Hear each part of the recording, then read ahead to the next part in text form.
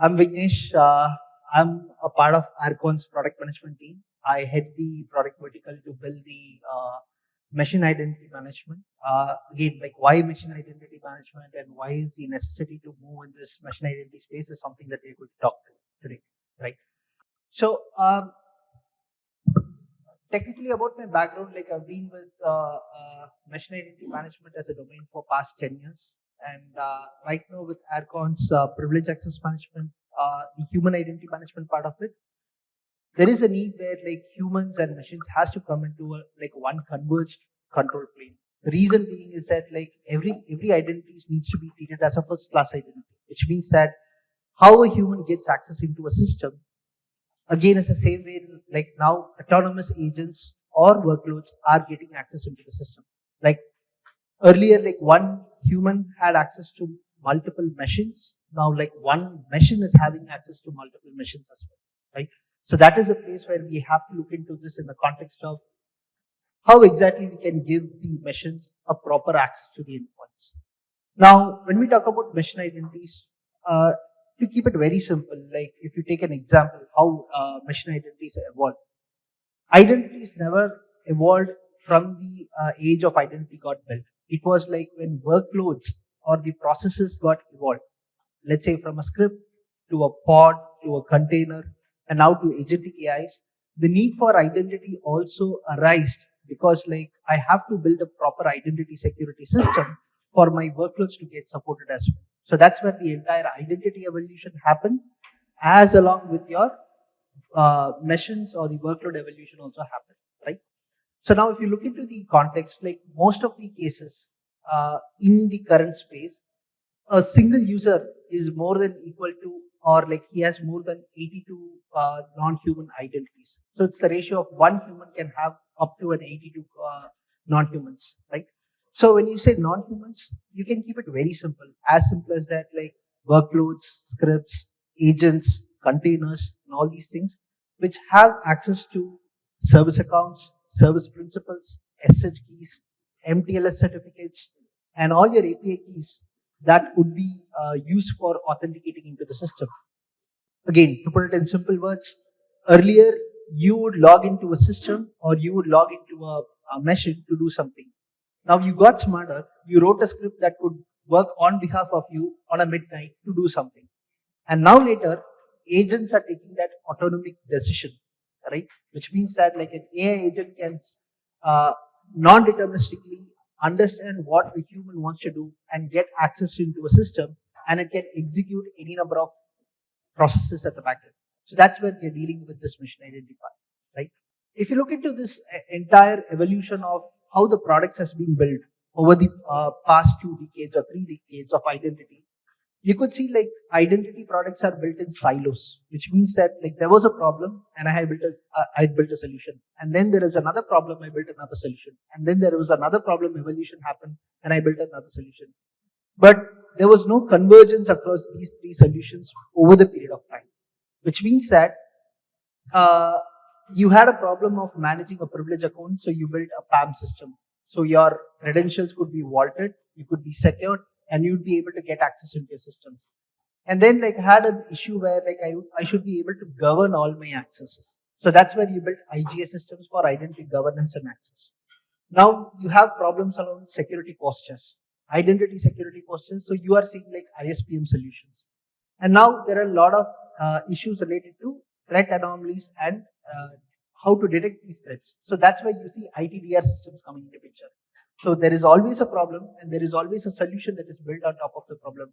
But are the PAM systems, are the IGA systems, and are the ISPM systems and the ITDR systems going in tandem with each other in a parallel line to respond to the community of what can I do with all these data is not there, right?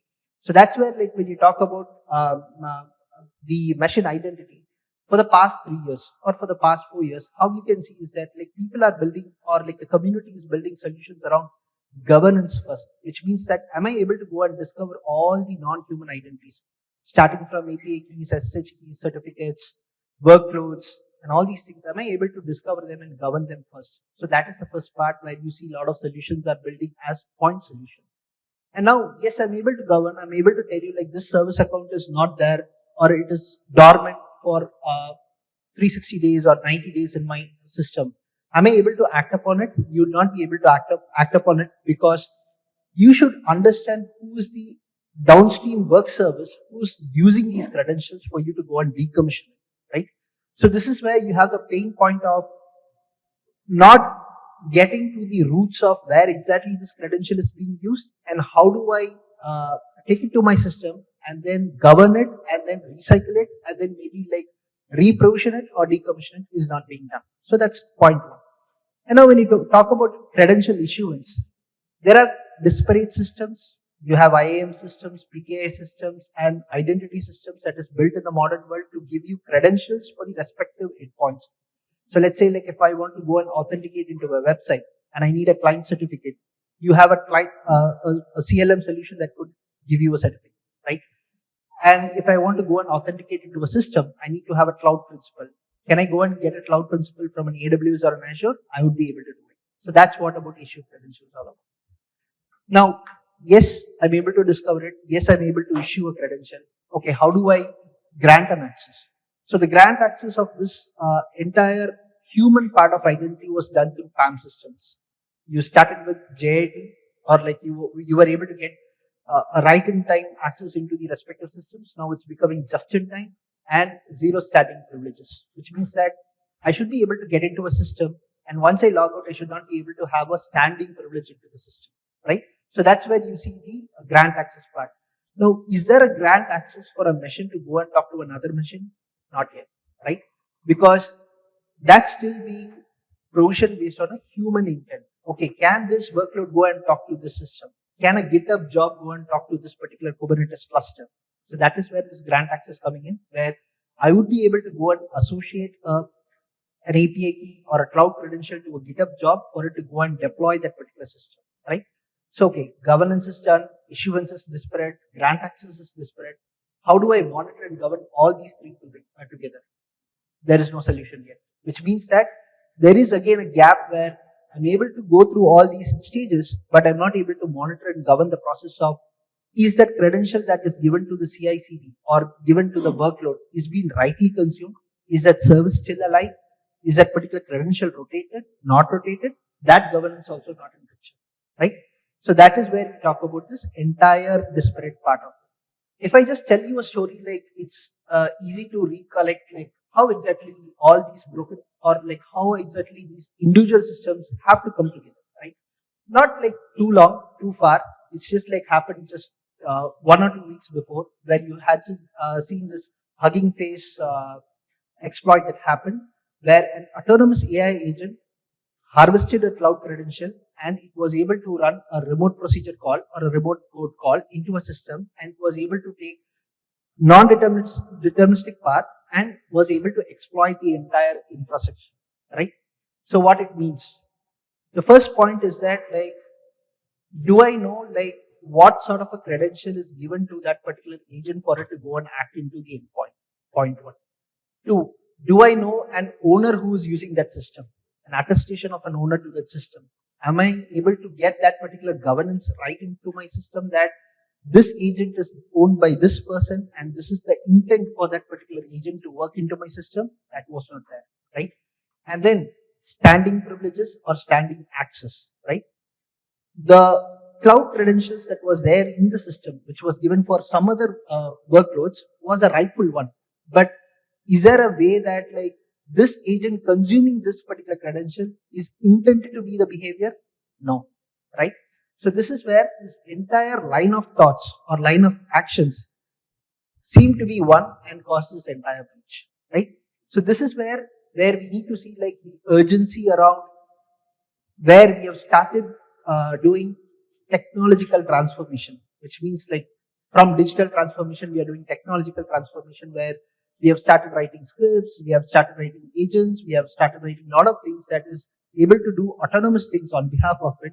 We should be able to rightfully look into things that am I able to give the right access to the right systems and is these systems working on the intent of my thought process? Let's say like I'm a product guy. Should I have access to a HR record or a financial record? No. So is this kind of a intent is being set to the agents that I operate on is something that we need to look for. Like what should be an approach? So this is where we talk about a simple concept where you need to bring in the human line of thought and the machine line of thought into one single converged control plane, which means that you should be able to marry a human against an agent, and then you should be able to validate the human, and you should be able to also validate an agent. Right now, how you can see the industry is moving towards is that a human married to an agent, if I'm able to validate the human, we say that, okay, human is verified, so I can give the agent or a machine an access into the system. Not right now, right? But you should again validate another level down saying that for this agent, is this action intended to be, right? Yes, a human can be like a product guy, but the agent can have a financial, like a simplified action that it can, because agents are smart, you can write a query. The query can get two actions done in the same time. The first action can be on my intent. The second action could be like a delegated action as well. So in that context, is the delegated action also intended to be the human user is something which we need to identify. That's the second part. Now the third part is where you go deep inside and see that the agent that is talking to the endpoint or the machine that is talking to the endpoint, can it also have a just-in-time or a zero-standing privilege? Which means that you should be able to define a rightful action for that particular agent to go and talk to it. I don't give a system-wide access. I give a least privilege access, and I make sure that like I'm able to give it into a minimal amount of time for it to go and authenticate into the endpoint, and it should be able to do the operation. So that's where you should be able to see all these things in one picture, which means that an agent's intent, a human's intent, and the endpoint credential being managed into a solution where all these three things, three pillars are married together, and I'm able to execute the operation into an endpoint. So this is where we talk about a converged control plane. Because identity always needs to be like a control plane, because identity becomes your first line of defense, right? So that's where we talk about these things. How does it look, right? So onto your right hand side, if you see all the modules, right? It's very familiar for a human identity management. A PAM, a CIM, a vault, an IGA, an ISPM, an ITDR, and all these things are very familiar for a human identity. But if you recall my thoughts, I'm saying that agents, machines, all should be considered as a first-class identity, which means that you should put the same identity of a machine and an agent against a human identity, which all three becomes like a first-class identity. So if you apply this line of thought of an first-class identity for human, agent, and a deterministic workload like a container, then you would see like all these modules, an IAM, a PAM, a vault, an MFA is applicable for all these things as well, right? Which means that if you have gone through Silverfort use cases, right? For example, a Silverfort, what it does, as simple as that, like it is able to publish an MFA for a service account. A service account is not a human account; it's a non-human account. If I'm able to publish a MFA for a non-human account, then it is as simple as that I can publish an MFA for an agentic AI as well. Can I do a action into an endpoint at 12 a.m. in the midnight? Yes, I would be able to control it, right? So that is where I'm saying that all these pillars, which is a human or non-human and an agentic AI, can be applied to your existing tools as well, which is an IAM for getting an identity for these solutions, and then a PAM where I should be able to give a just-in-time zero standing privilege for these agents, and then a vault where if you have, because unfortunately the North Star applications, your IAM systems and all these systems are getting modernized, but your downstream solutions like your databases, your cloud services, your mainframes do not have their authentication framework improved. They still have the old way of doing authentication. So you need to have like a long-standing credential for them. So that needs to be vaulted. You should not give that particular credential to a script or a workload or an agent. So that could consume it in its memory, and then it should not be able to talk it. So that's where we are talking about applying all these modules to all these three pillars to get it into one converged process. And what the converged process is all about? I should be able to discover, I should be able to manage it, I should be able to rotate it, and then I should be able to govern it. So this is a continuous process for a human, for a non-human, and for an agentic AI. So that's the converged control plane. And about our company and about Aircon. So we are like a 2 decade old vendor who are primarily focused around human identity security, and we have like large number of uh, um, uh, organizations adopting our identity security strategy, where we talk about converged control plane, where humans, non-humans, and agentic AI is coming into picture. I'm specifically looking into the agentic AI and non-human part of it, where how to marry all these three things together in one single control plane, right? So that's about Aircon. And again, just more like reference material about Aircon, like what we do, our product capabilities, and where exactly we are into the Gartner Magic Quadrants, and like how exactly people refer us. This is more like the coverage part of it. And the value that we offer is that like you don't get solutions, or like how we see the identity should be evolved is that everything should be modular, but it should be like marryable together, and you should be able to visualize all identities in one single control plane, and then you should be able to enforce and manage the life cycle of the identities from a single line of thought, right? So that's our value.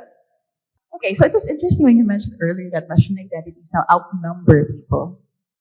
So maybe if you could expand a little bit on why machine identities are becoming one of the biggest cybersecurity challenges today. Okay, I'll put a simple example. Let's say like me, Bob, as a user, I started to get into the software industry late in 1990s. So my first thing was is to I have to get logged into a computer, and then I should be able to do my day-in-day operation. And that is like a monotonous thing for me to carry out for the entire 8 hours or 10 hours of job, right? So what I would do is that like let's say like if the my intent is to make my work more smart, efficient, I would start finding up ways to make it faster. So I would have written a simple Python script or a COBOL script or whatever it is for me to automate my day in day out process, right? And then I would have gone much smarter that okay, I'm writing a script that can automate my process but still executes on my runtime, right? Can it work on a 2 a.m. in the midnight so that like I can sleep peacefully? Is the second thing that I would think of, and I would write a scheduler or a cron job that can run this particular process in 2 a.m. in the midnight. Now, unfortunately or fortunately, when the technology transformation happened, now you say that I'm a part of the product management team and I want to build a report for what exactly is my roadmap for Q4 or Q3 or for the next year. And I also want to make sure that like my OKRs and KPIs are against my products numbers into the market.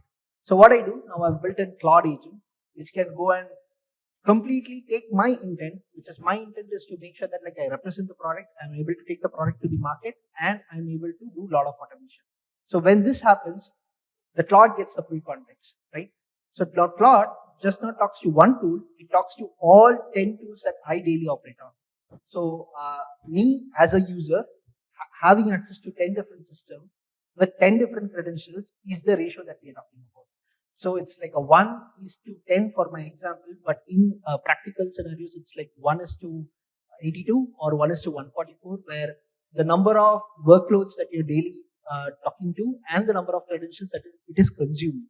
So with this expansion, if I'm not able to monitor my credentials or my API keys or my service accounts that I'm using day in, day out with my agents or scripts, then I'm giving a larger attack vector for the people to be able to consume it, and they'll be able to act on behalf of me.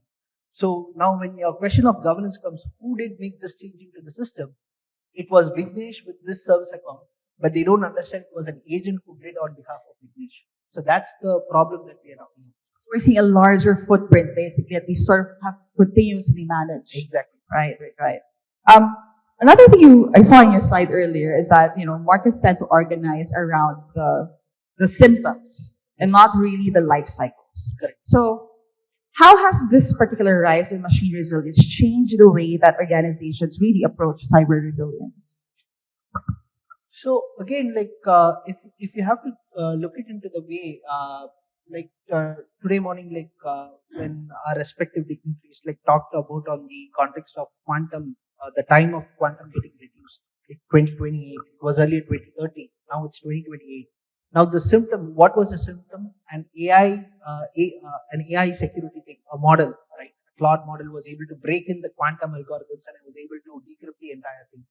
So that is a problem. So that symptom made the quantum bit much earlier for us to focus on something that I should faster accelerate on, right? So this is how, like, when you see like a problem arises, a symptom comes, and then I'm able to build a solution. But we didn't earlier when we started with quantum, or when we didn't think about AI, we didn't think about like AI can go and crack quantum algorithms. That was not thought through, right? So there was a symptom, and that's how like you see like products getting built on top of a symptom and not the life cycle. And another thing that you mentioned earlier, you were talking about the Hugging Face incident, Yeah. right? And that sort of alludes to this bigger, concern we have. We're still talking about cybersecurity at the end of the day. So, what makes machine identity management now a critical component of that bigger cybersecurity effort? It falls back to my previous answer saying that like now you're not operating into a system. It's your API keys, your service accounts, your workloads, and your agents who's operating on top of it. Which means that I had a PAM for human. Now I have to have a PAM for machines.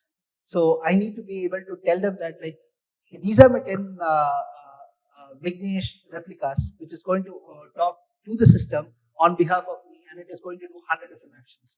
So I should be able to have a better line of control for my workforces to go and talk to the workloads. So I consider agents as modern workforces like humans.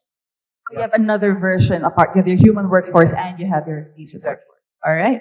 Now, before I continue with my questions, I'd just like to check if there are any questions from the floor. Any questions for Vignesh before we continue? All right. Well, I'll jump in with one more for me. Sure.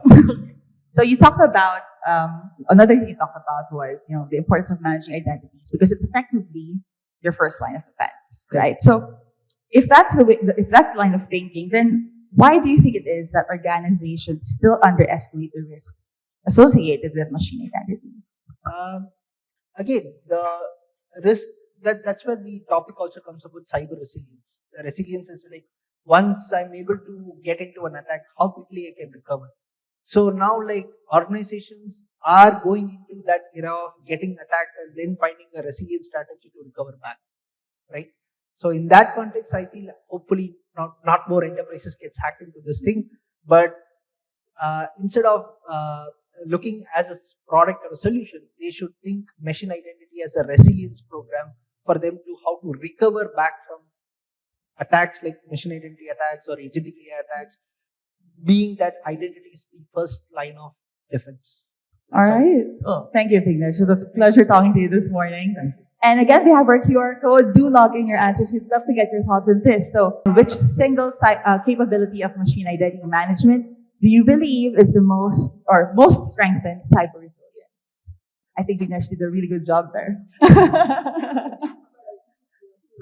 I think like we have to futurely look into like how exactly we want to secure ourselves. When I say secure ourselves, it's more like securing our workforces, right? Because me as a product guy, like I've been using a lot of agentic AIs into my day in, day out process. Which means that like I'm not working on systems. Instead, my workforces are working on systems. So if I have to be secure, I have to secure my agents. So you don't look into one product, but I say like look into one strategy. A strategy that can help you make sure that like you are secure and your workforces are secure. That's simple. Thank you. All right. So we have here all-encompassing security. Maybe give you a minute or so to put in your thoughts as well.